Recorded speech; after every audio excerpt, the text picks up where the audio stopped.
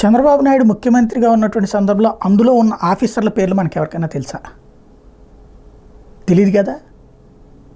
ఎందుకని?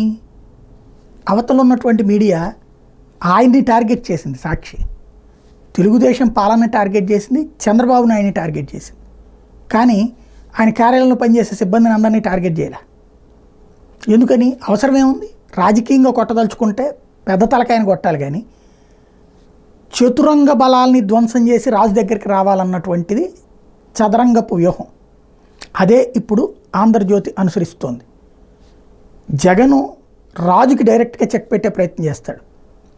చంద్రబాబు నాయుడు చుట్టూ ఉన్నటువంటి బలగం జగన్ చుట్టూ ఉన్న బలగాన్ని దెబ్బకొట్టే ప్రయత్నం చేస్తుంది ఈ రాజకీయ చదరంగంలో. ఆంధ్రజ్యోతి రాధాకృష్ణ గారు కంటిన్యూ గత 5 ఏళ్ల నుండి టార్గెట్ చేస్తోంది ముఖ్యమంత్రి కార్యాలయం మీద దాడి. ముఖ్యమంత్రి కార్యాలయంలోని సిబ్బంది ఏం పనిచేస్తారు?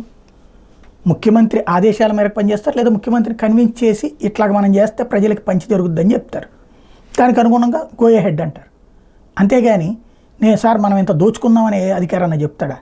ఒక ప్రవీణ్ ప్రకాష్ నుండి చూస్తే ఇప్పుడు ధనంజయ రెడ్డి దాకా, ముఖ్యమంత్రి కార్యాలయంలో ఈవెన్ జవహర్ రెడ్డి దాకా ముఖ్యమంత్రి కార్యాలయానికి సంబంధించినటువంటి వాళ్ళు, లేదా ఇవాళ ప్రభుత్వంలో ఉన్న అధికారుల్ని వ్యక్తిగతంగా టార్గెట్ చేస్తున్నారు. ఆయన అట్లాంటోడు, ఈయన ఇట్లాంటోడు అని.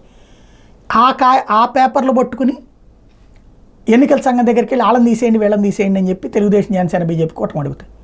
ఓవరాల్గా చూస్తే సీఎంఓ అంటే చంద్రబాబు మనుషుల్ని పెట్టుకోవాలా? రాష్ట్ర ప్రభుత్వంలో పోలీస్ అధికారులు, చీఫ్ సెక్రటరీ నుంచి అందరూ పోలీస్ అధికారులు, ఐఏఎస్లు అందరినీ మార్చేసి చంద్రబాబుకు అనుకూలంగా ఉండే ఐఏఎస్లు, ఐపీఎస్లు పెట్టాలన్నట్టుదే ఇప్పుడు ప్రయత్నం జరుగుతోంది. దానికి ఈనాడు, ఆంధ్రజ్యోతి అడుగులు వేస్తున్నాయి. పై స్థాయిలో భారతీయ జనతా పార్టీతో చేయించుకోవాలని ప్రయత్నిస్తున్నారు. ఏ మేరకు సక్సెస్ అవుతారో చూడాలి.